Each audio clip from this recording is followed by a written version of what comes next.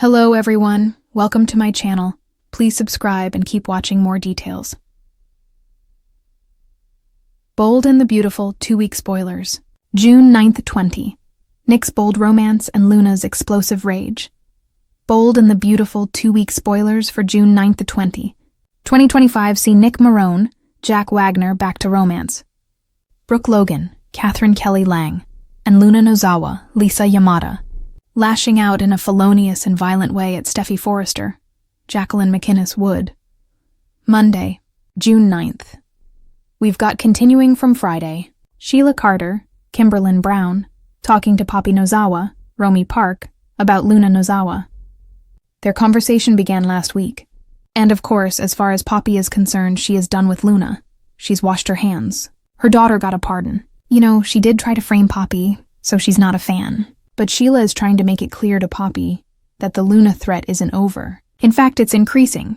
And if you don't help do something, then you're to blame as well. We all know that Luna blames Poppy for her being a murderous psycho.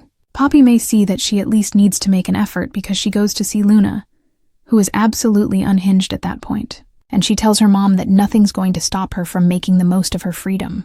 I think we mean clearly Steffi Forrester, Jacqueline McInnes Wood. Poppy's a little freaked out. This week, she's also going to go over to talk to Lee Finnegan, Naomi Matsuda, and Finn Finnegan, Tanner Novlin, at the hospital and warn them that Luna is totally unglued. Not knowing about Luna's murder plot, Remy Price, Christian Weissman, is going to inadvertently help her. Luna is at the gun range this week. Remy runs into her there and recognizes her, and he may help her with a target practice, which is at this point aiding and abetting the attempt on Steffi's life. Tuesday, June 10th, we have Luna again certain that Steffi is the only thing stopping her from having this fabulous relationship with her dad Finn in her life. And Luna absolutely stuns Remy when she unpacks why she hates Steffi. Even so, Remy may still help Luna. I just can't imagine that Remy is rehabilitated. He was a bad dude, the stuff he was doing to Elektra, posting those deep fake nudie shots and then stalking her, basically planning to kidnap her. Remember when he was chasing her all over, which was the most bizarre game of tag ever on Bold and the Beautiful? So Remy's not a good guy, you know? Now he hadn't tried to murder anybody that we saw, although he might have thrown Will Spencer, Crew Morrow, off that balcony rooftop ledge thing if he'd had a chance. But I think he's gonna help Luna. Wednesday, June 11th. Luna gets hostile when Finn stays firm. Looks like Luna is, she's trying again and again to not have to do this thing to Steffi is what I'm seeing. Like she is just pushing and pushing and pushing, hoping that one of them is going to cave, and then she won't have to do this murderous thing. But Finn is pushing back hard. He is not going to let her in his life after her, almost trying to kill Steffi, which is ironic because that's going to make her, want to try and kill Steffi. So, Hope Logan, Annika Noel, also spends some time with Liam Spencer, Scott Clifton, and says that he has to tell his loved ones about his tumor, that he's got cancer, that he is dying soon. She feels like not telling his family is doing a disservice. So, we'll see if she gets him to agree, but Liam needs to tell Will, his brother, Bill Spencer, Don DeMont, his dad, and Wyatt Spencer, Darren Brooks, his other brother. And I still hope we get Darren Brooks back as part of this storyline, at least for a hot minute, Thursday, June 12th. Bill makes a confession to Lee. I think it's going to be something in the way of, "Whoops, I made a mistake with a pardon."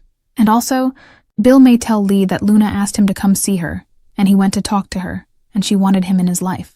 Like I think almost as a substitute for Finn, 'cause Luna did want Bill as her dad. And if she can't have Finn, if she could have Bill in her life, maybe she would have calmed down on the psycho. But Bill's like, no, go kick rocks. So, I do wonder if Lee will mention the Steffi threat to him that she heard from her sister Poppy, who got it from Sheila. That game of telephone. So Luna startles Steffi at the house. She's back over in Malibu. She's so scared, but her doors are unlocked. Fans keep commenting on this. Can they not afford a security system? At one point, there was supposed to be armed guards outside. You'd think they would have done that again. They're gazillionaires. So Luna is armed and dangerous when she heads to Malibu. Meanwhile, this week, Liam is popping some kind of cancer medication while having a frantic conversation with Finn and Steffi, while he is telling Finn that they have to find a way to protect Steffi at all costs. But Liam isn't really up to protecting her. He's so physically weak right now he can barely stand. Friday, June 13th. We have hope there for her mom, Brooke Logan, Catherine Kelly Lang, as she hits rock absolute bottom. She feels like she's losing everyone, including Ridge Forrester, Thorsten Kay, and Hope and Beth. So, that sounds like Hope is going to take the kid, move out of the cabin, and head over to Carter Walton's, Lawrence St. Victor place. Or she and Carter are going to get a different place together. I'm sure they're not going to change the set. So, I'm assuming Hope and Beth are moving in with Carter. And just as Brooke is feeling at her worst, Jack Wagner is back on Friday, June 13th, as Nick Marone. Meanwhile, Steffi has no idea the danger she's in. Obviously, Luna probably she may leave and then come back, or this may be a 2-day confrontation, but Luna may be ready to shoot her. And a couple of more scenes in this week. We don't know the date of Finn holding Steffi close at Forrester Creations and them looking tense, and Eric and Taylor having a chat at the Forrester mansion. I wonder if she's going to ask him about plotting with Brooke. The week of June 13th through the 16th through the 20th. Sorry about that. We've got Steffi in grave danger. She's not going to die on Cliffhanger Friday or anything, but this week could be the absolute breaking point for Lunatic Luna. I'm interested to see if Lee and Poppy are going to show up and try to stop her, and maybe Sheila even helps as well. Obviously, Liam is staying at the house. He's on high alert. Brooke is going to be thrilled to see her ex Nick right as she is heartbroken and thinking there's nowhere to go. Nick's going to swoop in and lift Brooke's spirits. Plus, Ridge is obviously going to be quite annoyed that Nick is back. Taylor may be happy about it, though, because for her, that'll seal the deal that Brooke's now got somebody else to focus on. So maybe she'll stop with the Ridge, please come home to our destiny breathy thing. So Brooke obviously is thrilled to see Nick, but Ridge is not going to be so happy to see his brother, and it looks like this may be when Liam tells Bill about the brain tumor.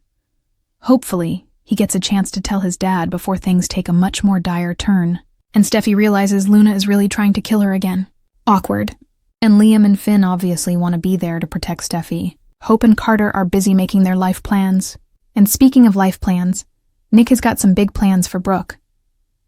The next 2 weeks in Los Angeles are about to detonate with passion, heartbreak, long-buried threats, and a romantic twist no one saw coming. June 9th, 20 kicks off a whirlwind that reshapes family loyalties, ignites unexpected flames, and sends Luna over the edge in a shocking eruption nobody is prepared for. Buckle in, because secrets, seductions, and scandals are about to spill faster than champagne at a Forrester wedding. Nick drops. A romantic bombshell.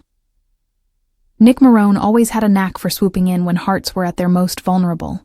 And his latest move proves he's still got the swagger and timing to set the entire Forrester-Logan-Spencer circle off balance. After resurfacing with a more serious, contemplative energy, his sudden romantic pursuit raises eyebrows and pulses. At first, he arrives with a business-first facade, claiming his shipyard interests have brought him back to Los Angeles. But within days, it becomes clear that business is merely the backdrop to a more personal, carefully planned mission. Nick sets his sights on someone who never expected his attention. Someone freshly rattled by love's wreckage.